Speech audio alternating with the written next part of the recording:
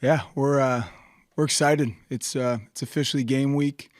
This team has had a great camp. Entered into camp with 111 young men on our roster. Have been really pleased with the development and growth that we've seen out of all 111.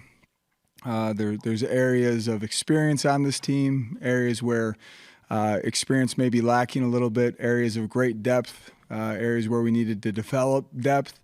But really excited about where this group is as of today. Fun to shift our focus to Miami of Ohio this week.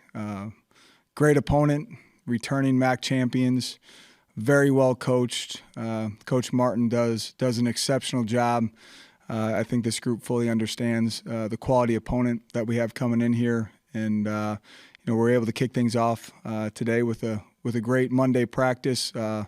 Little different, routine for us this week. With it being week one, really loaded things up on the front end, and we'll scale back as the week goes. But it's off to a good start, and we're excited about the opportunity on Saturday.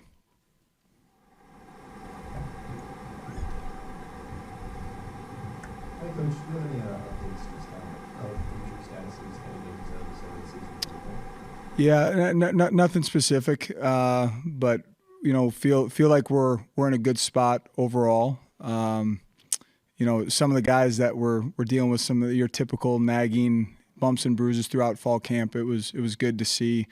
Gave our guys yesterday off, and feel like we're as close to full strength right now as we can be. David, are you going to name a starting quarterback, and is there any information on that position that you can share? Yeah, Mike Wright and Jack Lausch entered into fall camp, competing for that role. Been really impressed with the development of that room over the course of camp. Between Jack and Mike, Ryan Helinski has shown some really good things. Awfully excited about Ryan Bowe, first year in our program from Batavia. But in terms of publicly, there probably won't be anything out there until game day, who our starting quarterback will be. So when they run out on the field? Pretty much.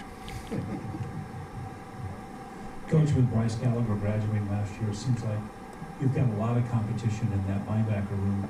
Tell us a little bit about the depth. It's very obvious out there. Yeah, no.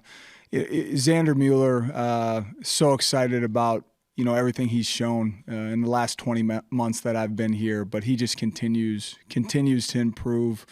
He'll still be at that will linebacker position for us, which is such a critical position within our defense. And then Mac Uline and Braden Bruss have really done some exceptional things at the Mike position. Mac does such a great job of commanding the defense, continues to improve, and Bruss is a young player that's still learning. To see his growth and maturation through spring and into fall camp, we're very confident that you're going to see both those guys playing a lot of football for us. Excited about the development of Kenny Soares and his ability not only at the Sam linebacker position, but also utilized as a pass rusher in some third down packages. Jason Reynolds continues to improve. The addition of Nigel Glover back to our roster has been a great addition. Tim McGargle does a great job with that room, but definitely excited about the depth and experience that exists within that room. Grayson Metz coming back, has played a lot of football for the Cats. Would definitely say that's one of the strengths of our entire football team right now. Coach, talk about the team's health. Cornerback Ori Dottie posted what looked like a broken bone to his Instagram.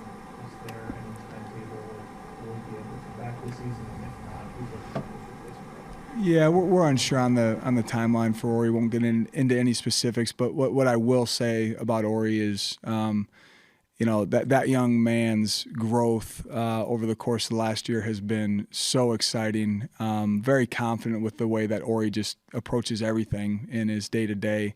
That he'll be back on an expedited timeline, and from what we're hearing, it sounds like that's a positive timeline. So hurting for Ori, but also very excited that he'll be back in a timely manner.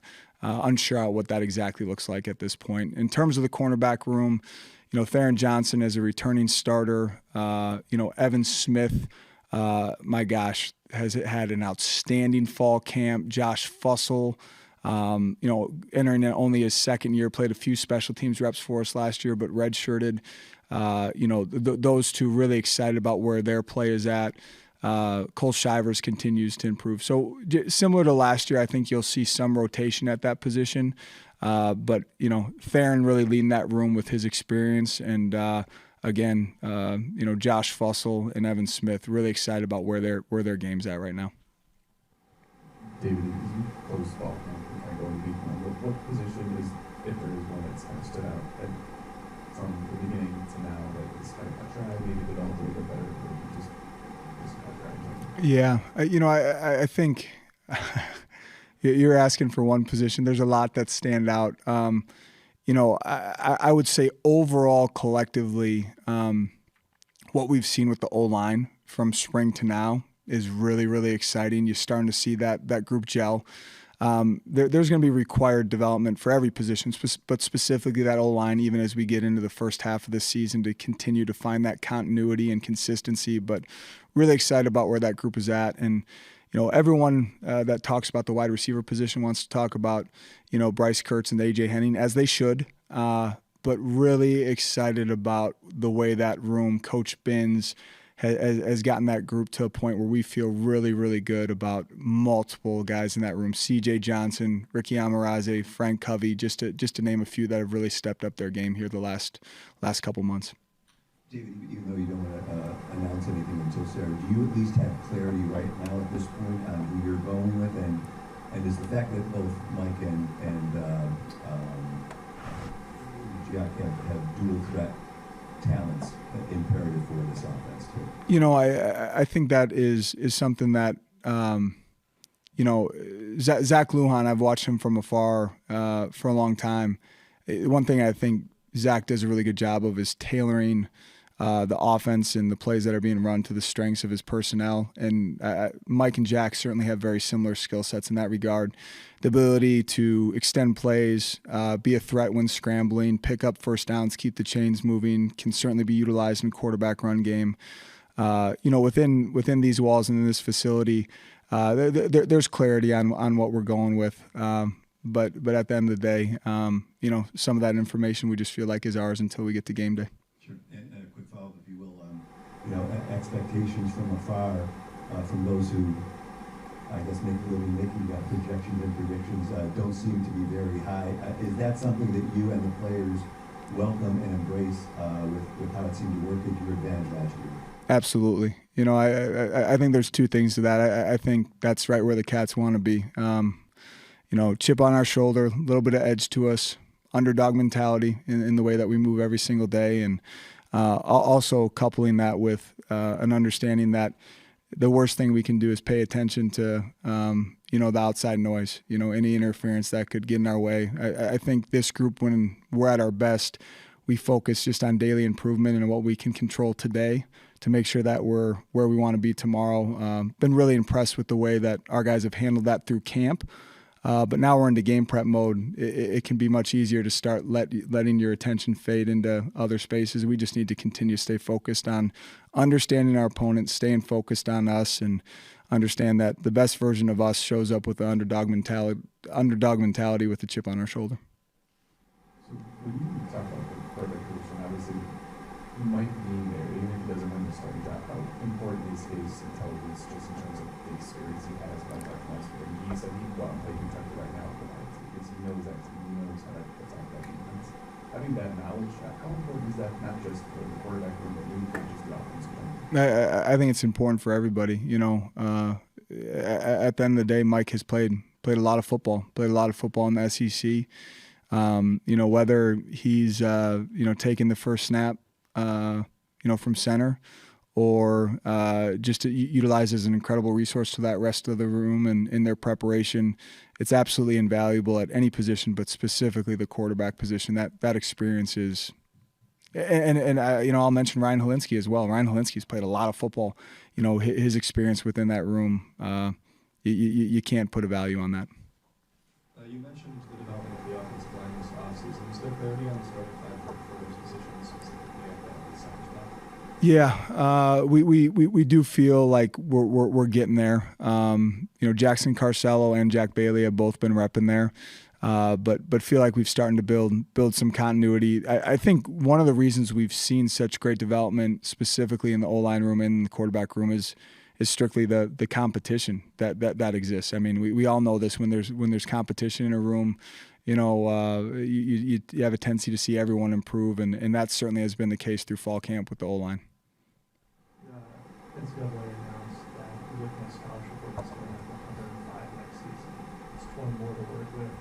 You talked with the administration all about how many of those football's going to get and where do you personally want to allocate those? There's been a lot of conversations, and there's so many layers to it.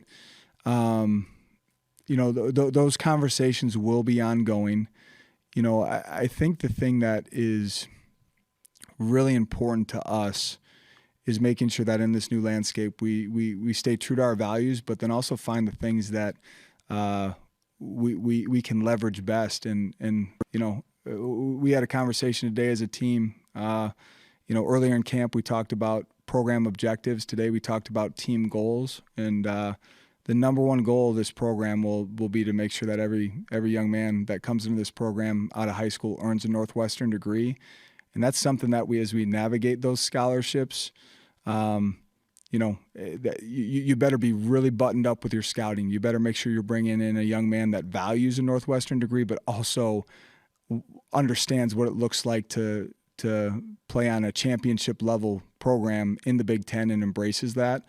I think with those scholarships now turning into equivalencies, there's some really creative ways that we can look to leverage earning a Northwestern degree, explore still the potential of having some walk-ons and maybe not fully utilizing all 105 and allowing individuals to earn that opportunity while making sure they're earning a Northwestern degree. But specifically, those in our administration, Jacob Schmidt with True NU, who's very aware of the landscape, Luke Valerius, our general manager of roster development and retention.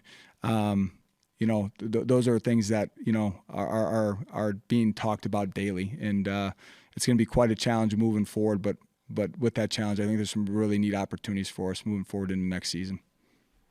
Coach Christian Smith is second-year defensive line coach. Came in here last year and really made a big difference in that defensive line and their production. How is that now floated over to this year in 2024 and the depth of that room from a year ago? Yeah, it's. I remember looking over at his indies that first spring and saying, "My gosh, how are we going to be a four down front? We have 7 guys practicing right now," and the job that he's done, not only on the field with that group's development, but also within recruiting. I mean, you look over that D-line room now, it's like a small army over there. The depth that they're playing with, so excited where that group is at. We could talk about all the names in that room that everyone knows about, but what I really get excited about is the development that's happening with a Jaden Cameron that hasn't played much football for us, but continues to improve at defensive end.